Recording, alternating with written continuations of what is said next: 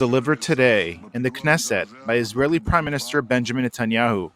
Addressing Hamas directly, he warned, if the hostages are not released, there will be severe consequences. Netanyahu also spoke about Israel's ongoing war against terrorism, the efforts to bring back all hostages, and the broader challenges facing the nation. The speech began with the following. Today, the family of the victim of this morning's horrific attack in Haifa, I extend my deepest condolences. I also wish a full and speedy recovery to the injured. We are in a multi-front war. One of these fronts, and not from today, is the war against terrorism. Terrorism that targets innocent people in our country. We will continue to strike decisively and forcefully against these vile terrorists, wherever they are. For over 100 years, some say even 140 years, our enemies have tried to uproot us from our homeland. They have failed, and they will continue to fail. We will hold every terrorist accountable. We will hold every instigator accountable. These are not just words. We prove this almost daily. The people of Israel are strong, and those who seek to destroy us will not succeed. Recently, we brought home 38 hostages from Hamas captivity in Gaza. 30 of them were alive, including 5 Thai citizens, and 8 were victims who were returned for burial in Israel. We all saw how the entire nation embraced those who returned, the heroes who survived the horrors of captivity, and at the same time, we mourn deeply for those taken from us by these ruthless terrorists. Their memory will live on in the heart of our nation forever.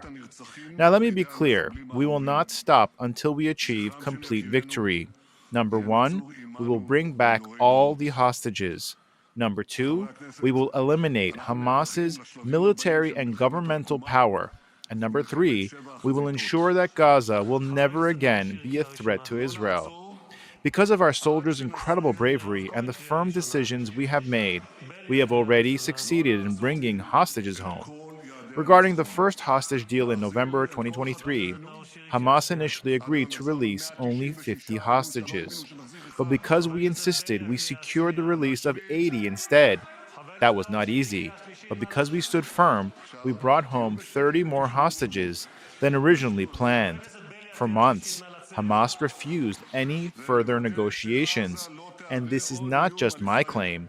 Senior officials from the previous U.S. administration have confirmed this as well.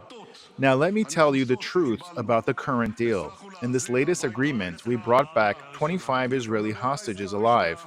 That is more than double what Hamas initially proposed during the May-July negotiations when they were willing to release only 12.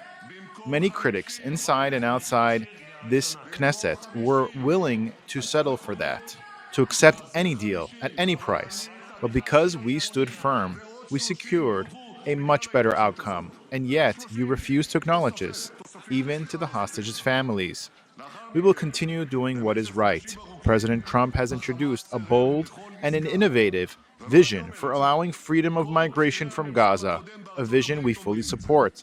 This could create a different future for the region. Over the past year and a half, tens of thousands of people have left Gaza by bribing their way out. The rich have fled, while the poor remain trapped under Hamas's rule. The time has come to give them a real choice, the freedom to leave, the freedom to build a different future. The terrorist organizations along our borders will no longer be tolerated. We have crushed Hezbollah in Lebanon, weakened Assad's military in Syria, and we will not allow them to regain strength. At the same time, we extend a hand of friendship to our allies, the Druze, the Kurds, and those in Judea and Samaria who seek peace. Our forces are operating deep inside terrorist strongholds at an intensity we have not seen since the Six-Day War. Regarding Iran, I will say this plainly. We will continue to act decisively to ensure Iran never obtains nuclear weapons. We all understand the necessity of investigating the events of October 7th. I agree there must be a thorough inquiry into what happened that day and what led up to it. But that inquiry must be objective. It must be balanced. It must be independent.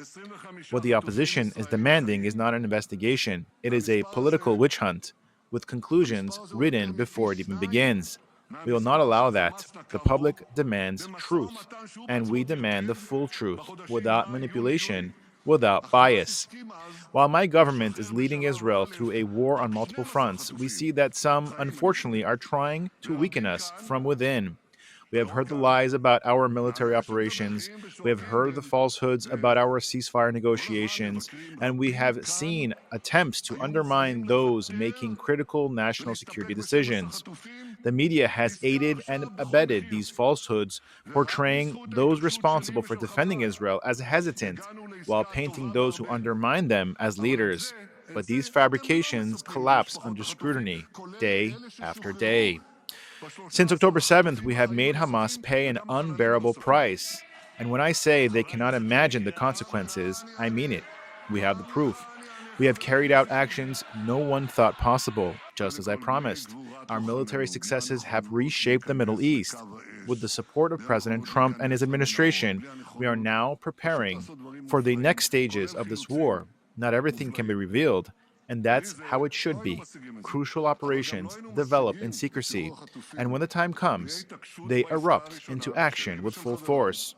Over the past few months, the world has seen Israel's strength, courage, and strategic ingenuity. Our enemies have felt it firsthand. The opposition, together with deep state bureaucrats and their media allies, have tried everything to undermine us, but it will not work. The majority of Israelis believe in total victory.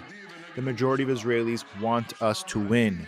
But while we fight for our survival, you, our critics, spread division and false accusations. You claim we deliberately abandon the hostages, that we send them to their deaths. You say these things directly to their families. Your incitement is tearing the nation apart, and then you have the audacity to accuse us of division. This is pure hypocrisy.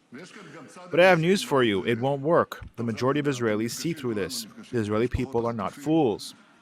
I will not back down. I will not surrender to false investigations or politically motivated persecution. I will stand firm because truth and justice will prevail. We will persist in demanding a real objective investigation. We will persist in securing an absolute victory. We will persist in ensuring a better future for us, for our children, and for generations to come. With God's help, we will accomplish all of this, and with God's help, we will succeed. Thank you.